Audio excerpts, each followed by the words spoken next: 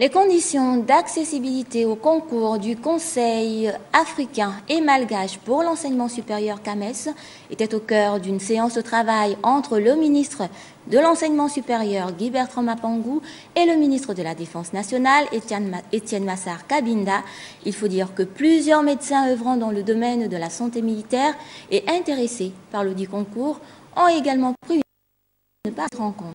Plus de détails avec Wilfried Pigavamba et Chrislin Maïnda.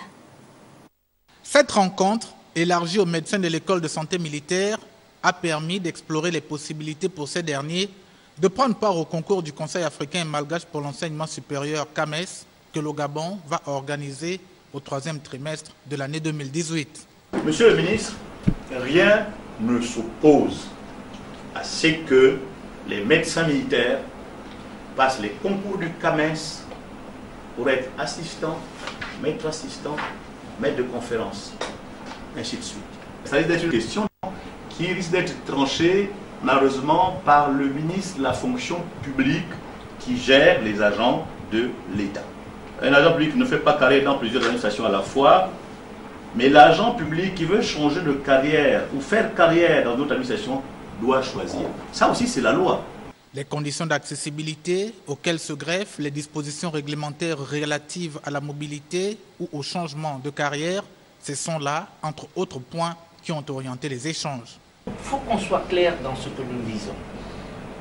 Et ça, maintenant, il appartient aux militaires qui veulent rester militaires et progresser, je dirais, dans l'acquisition de compétences, si tant est que le CAMES est la seule voie d'acquisition de compétences, d'imaginer la voie qui pourrait être posée sur la table et permettre aux médecins militaires, toujours militaires, de progresser dans ce domaine-là. Le CAMES est une institution africaine qui a vu le jour en 1968 avec pour mission primordiale l'instauration d'une coopération culturelle et scientifique permanente entre les États membres, ce dans le but d'harmoniser les programmes et les niveaux de recrutement dans les différents établissements.